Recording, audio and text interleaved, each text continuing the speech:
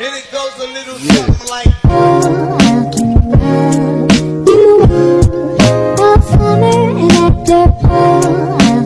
Hello sir, hello everyone, good day. By the way, I am Julian M. Pasagi, a third-year student taking up Bachelor of Science in Business Administration at Norsu Gihungan Campus. And for today's video, I will discuss the coral reef destruction and protection. But before that, I will discuss first what is coral reef and its importance.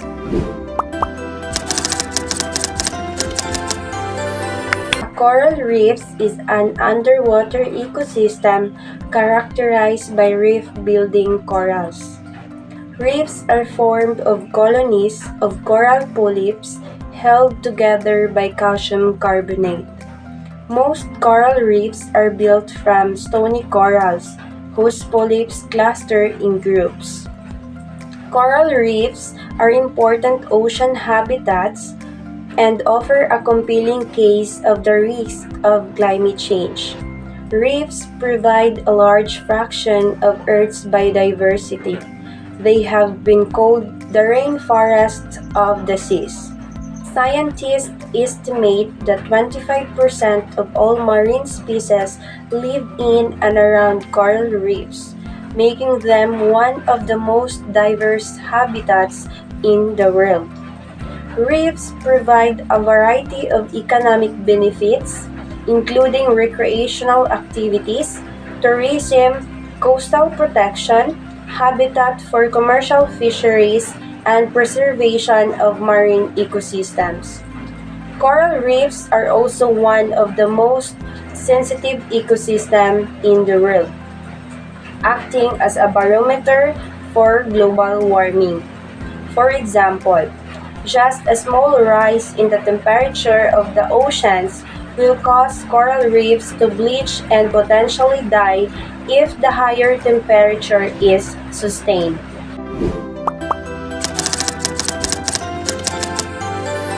Coral reefs are extremely productive ecosystems and provide humans with many services.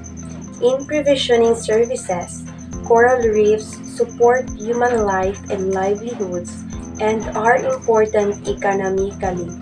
According to Wilkinson 2004, nearly 500 million people depend directly and indirectly on coral reefs for their livelihoods, food, and other sources. Further, it is estimated that nearly 30 million of the poorest human populations in the world depend entirely on coral reefs for their food. Many coral species associated with coral reefs have medicinal values. In regulating services, coral reefs protect the shoreline and reduce flooding. Very importantly, coral reefs protect the shoreline, providing a physical barrier, a wall against extreme weather events, ocean currents, tides, and winds. In doing so, they prevent coastal erosion, flooding, and loss of infrastructure.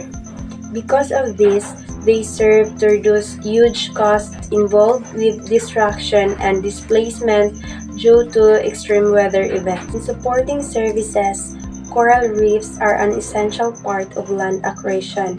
Natural action of waves breaks pieces of calcified coral, and these are washed up onto beaches.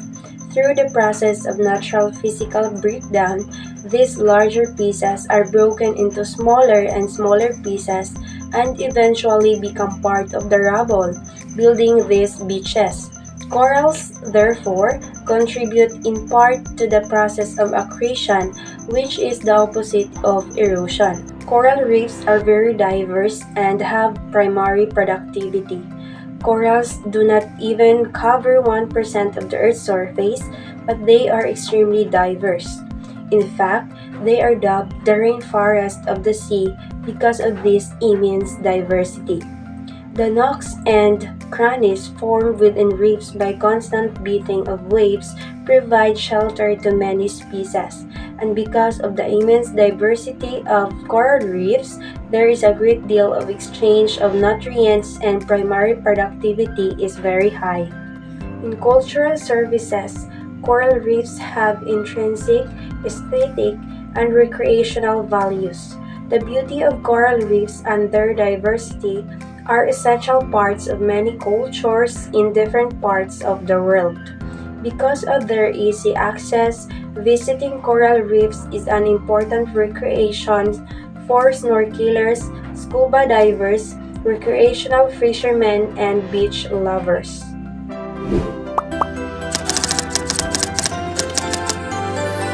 Coral reef destruction is the degradation of the ocean's corals. Human-caused or anthropogenic activities are major threats to coral reefs destruction. Pollution, overfishing, destructive fishing practices using dynamite, collecting live corals for the aquarium market, mining coral for building materials, and a warming climate are some of the many ways that people damage reefs all around the world every day. Pollution is one of the most significant threats to coral reef destruction. Land-based runoff and pollutant discharges can result from dredging, coastal development, agricultural and deforestation activities, and sewage treatment plant operations. This runoff may contain sediments, nutrients, chemicals, insecticides, oil, and debris. When some pollutants enter the water, nutrients level can increase, promoting the rapid growth of algae and other organisms that can smother corals. Coral reefs are also affected by leaking fuels, anti-fouling paints and coatings, and other chemicals that enter the water. Petroleum spills do not always appear to affect corals directly because the oil usually stays near the surface of the water, and much of it evaporates into the atmosphere within days. However, if an oil spill occurs while corals are spawning, the eggs and sperm can be damaged as they float near the surface before they fertilize and settle. So, in addition to compromising water quality, oil pollution can disrupt the reproductive success of corals, making them vulnerable to other types of disturbances. In many areas, coral reefs are destroyed when coral heads and brightly colored reef fishes are collected for the aquarium and jewelry trade.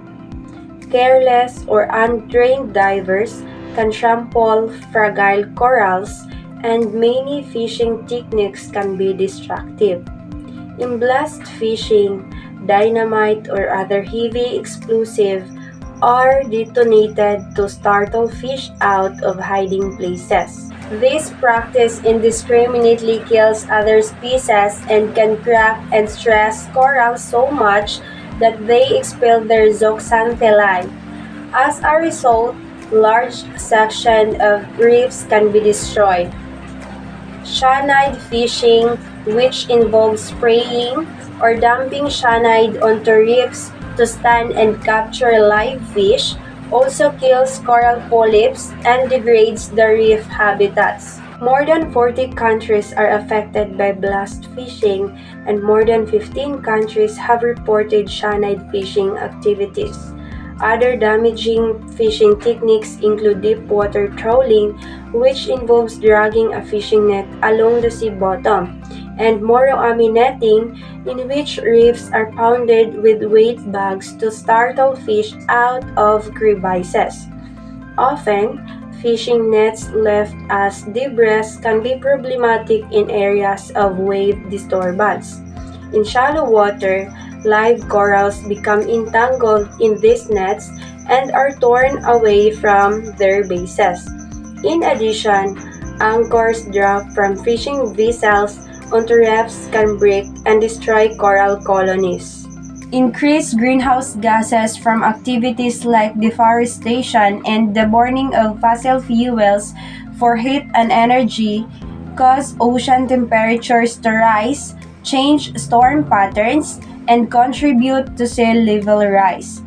These changes lead to more coral bleaching events, increased storm destruction, and more.